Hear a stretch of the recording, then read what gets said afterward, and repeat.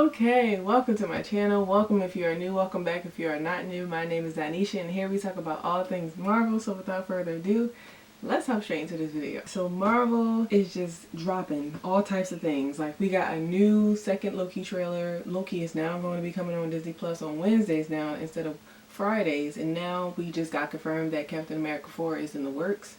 But there also seems to be a separate project from the movie that Chris Evans could be involved in. So maybe he's coming back as Captain America, maybe he's going to be Old Man Cap, or maybe he's going to be going through what we didn't see in Endgame. Maybe we're going to get a separate timeline of him living his life with Peggy Carter. We're about to get into all of that in this video. Falcon and Winter Soldier is over with, but the theories are just continuing to build. Everybody is wondering who Sharon Carter's character really is. Like, was she just really the power broker the entire time? Has she been the power broker since her first appearance in the MCU? Are we going to see Val again? What is going to be John Walker's fate now that he has taken up the true character of who he is in the comic books, which is U.S. Agent? Like, there's so much going on. Are we going to continue to see the Flag Smashers? Because as you guys know, in the final episode, the remaining Flag Smashers were killed. At least the ones that were in the main group. Even the one that fell in the water. I know there were some people who were speculating that there was one more left. I'm pretty sure he was also in that truck getting transported because Falcon, aka Captain America, went and got him. So I'm pretty sure all four of them were killed, and they said it on the radio. With shows like WandaVision and maybe like Loki coming up, they're going to be setting up more bigger MCU titles, and which is why, you know, it was more open-ended. But again, with the Falcon and the Winter Soldier, I wholeheartedly believe that they will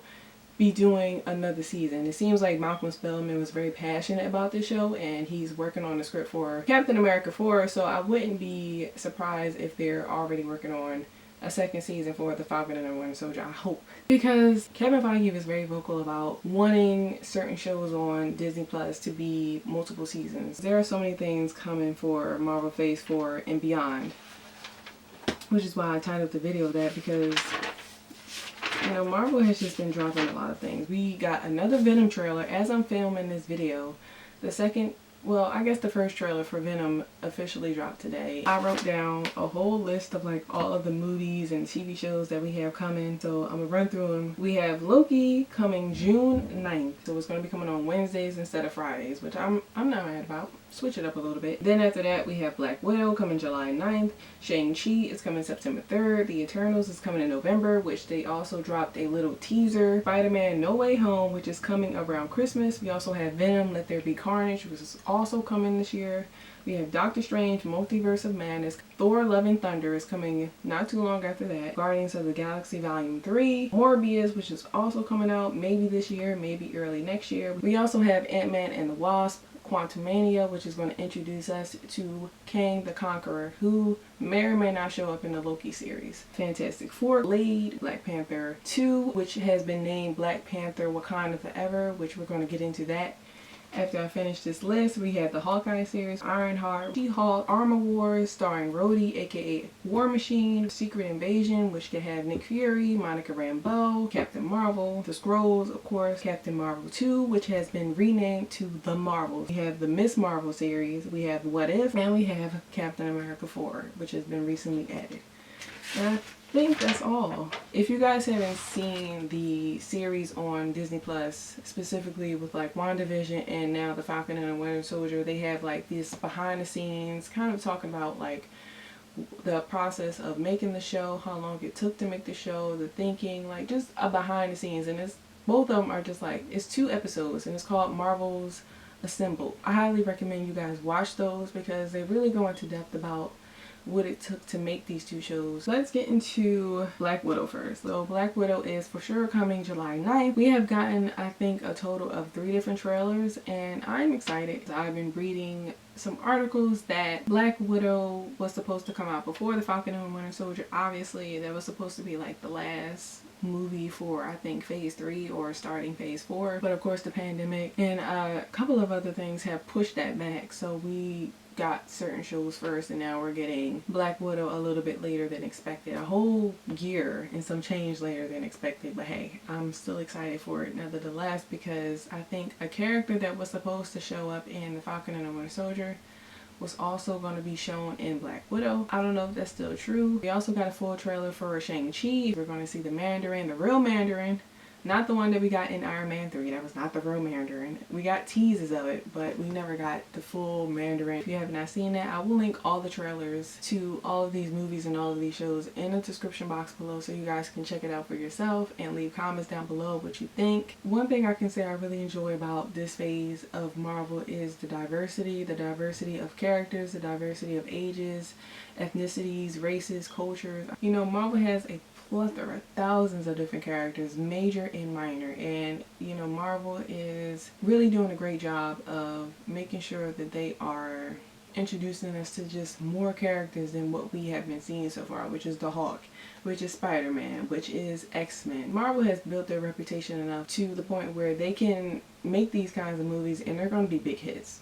Let's be honest. In the past like 5 to 6 years that Marvel has really been on top, I don't think any movie has done anything less than $1 billion. Like even Captain Marvel. I know a lot of people have their hiccups with Captain Marvel. I will make a separate video on that as well. But that movie made over $1 billion. So that's like the standard for Marvel now. So I don't expect anything less from Marvel, and I don't think they expect anything less. They really care about what they do. We haven't gotten an official trailer for Spider-Man No Way Home, and there has been a lot. I've been seeing so many things on the internet about Tobey Maguire and Andrew Garfield showing up in this movie because it's supposed to deal with the multiverse. And of course Doctor Strange may pop up in this. I don't know. I haven't seen this ever since the movie has first been talked about, and now that they've dropped the official name for it and when it's going to be coming out, of course there's been confirmations that Alfred Molina's Dr. Ock is going to be in there, and also Jamie Foxx's Electro. So to some extent it has to deal with the multiverse. So it would be strange if the other Spider-Mans weren't in there. Like if they're really going to deal with the multiverse, very similar, like if they're going to do it almost exactly like how they did it in Miles Morales Spider-Man Into the Spider-Verse, then they have to touch on every single Spider-Man, at least the Spider-Mans that we have known in the live action versions. Like it would be weird for them to only bring the villains back and only certain villains. And now I've been hearing that they're going to recast the Green Goblin and they're going to have somebody else play the Green Goblin. It seems like there's going to be a lot going on. I just hope that they don't take away from, you know, this version of Peter Parker and what his story has been since Far From Home. I'm just really curious to see how they're going to address this, how they're going to do this, because there's been a lot of speculation in my opinion. I don't think any of this is true. I'm not going to believe it to be true until I get an official trailer, until I see Kevin Feige himself confirm that all of these characters are going to be in the movie. We also have Ant-Man and the Wasp: Quantumania, which is going to deal with Kang the Conqueror, and the only reason why I say it could be connected to Loki is because Loki is dealing with the Time Variance Authority, the TVA, and they deal with, you know, just fixing the main timeline, making sure things are in order, making sure the natural flow of time isn't going too crazy. Of course, what Loki did in Endgame, he created his own new timeline, which messed up the timeline in a plethora of different ways, and we're going to see that in this show. It's a 6-episode series, you know, just like the Falcon and the Winter Soldier. The episodes are going to be 40 minutes to an hour. He is apparently only a Loki variant, so he's not the main Loki like the one that we seen in Infinity War die. So he's not that Loki per se. He's still the 2012 Loki, the one who's just out for vengeance and revenge and taking over the world, you know, all that other stuff. He's not evolved that much yet, but we're going to see this version of Loki, and we're going to see different versions of Loki probably throughout the show. Without really getting into like too much detail, I know that Kang the Conqueror, also like Wanda Maximoff, is like a nexus being. He can exist in multiple different realities. He has different incarnations of himself throughout the comics. He is also a descendant of Reed Richardson, who is Mr. Fantastic from the Fantastic Four, but he is very involved with time, which is why I say he's going to be very relevant to Loki. We also got 2 title changes from 2 movies. Black Panther is now going to be called Black Panther Wakanda Forever. We haven't gotten too much detail about that. All we know is that Ryan Coogler and everybody else involved with the movie is going to definitely honor the legacy of Chadwick Boseman's Black Panther, and you know, they're going to either recast Black Panther, or they're going to sideline him, or they're going to pass the mantle on to Shuri. I was on board with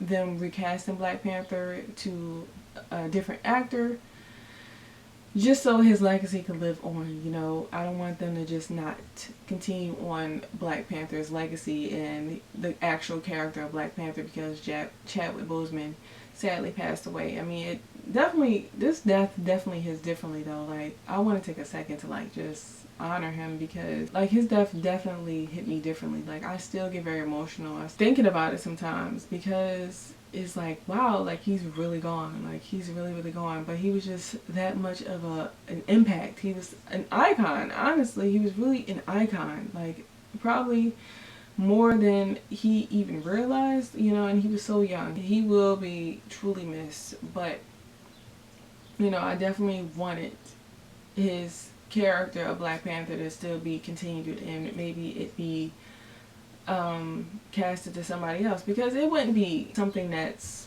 new in Hollywood for them to recast actors. You see how many Batmans we've had, you've seen how many Supermans we've had, but of course in this case it's tricky because he played that role so well, and it's hard to imagine somebody else being Black Panther. Like, this is, it would be weird. It would be like an Aunt Viv situation in The Fresh Prince of Bel-Air, where we had one actor be replaced with the other. I don't want it to be that type of vibe, but I feel like it might be that type of vibe. You know, I'm also more on board with them recasting the actor, but maybe it being passed on to Shuri somehow, some way. Like, I don't know how they're gonna address this, and I feel like they're gonna do their best to address it. The second Marvel title that has been changed is Captain Marvel 2. It's been changed to The Marvels, and this one I'm really excited about, because we're going to get introduced to, well, not introduced, we're going to get reintroduced to all these characters. Now there's this potential of a team up. After the first Captain Marvel, we know that that was taking place in the 90s, and we know that her character was quickly fast forwarded into Endgame. I'm hoping that they pick off a little bit before the events of Endgame, so we're not too much in the present, and then maybe like spend like a third of the movie in the past, and then for the next 2/3 of the movie we're going to spend it in the present with Miss Marvel and also Monica Rambeau as Photon. So let's go back to the What If series, which is basically going to be an animated show that Disney Plus has, and it's going to talk about all of the Marvel what ifs. Like, what if Peggy Carter took the super soldier serum instead of Steve Rogers and she became Captain America. It's also going to talk about what if T'Challa was abducted by Yondu and the rest of the Ravagers and not Peter Quill. It's also going to touch on if the Avengers were zombies. It touched on a few different things. It's going to be an appearance of almost every single character probably. The last thing I want to touch on before I end this video is what is going to be the fate of some of these characters. Like, what are we going to expect from certain characters, like Professor Hulk? I'm pretty sure Professor Hulk is going to make an appearance again in She-Hulk. I mean, it's kind of evident he has to. What is going to happen with the character Valkyrie from Thor, now that she is the Queen of Asgard? What is going to happen with Wanda? Like, what has she been doing in the meantime? What's going to, like, I've addressed this in my post-WandaVision thoughts and why I think that there will be a season 2. What is going to happen to Vision now? Like, we know that Vision is alive again. He is now the White Vision. It's too hard to ignore that Vision is now alive again in the MCU and he's just roaming around. If he's going to appear again, is he going to have anything to do with the Young Avengers? Because in the comic books, Vision played a very major role in the Young Avengers, so maybe he may make an appearance again and help form the Young Avengers, help become like a mentor figure to them. But that is it. That is all I have for this video. I just wanted to update you guys on what is to come in Marvel Phase 4 and beyond. I'm really excited to see what Marvel has in store. Again, I'm going to link everything in the description box below, including my social media. Make sure you follow me on Twitter and Instagram. And other than that, I will see you guys in my next video. Peace.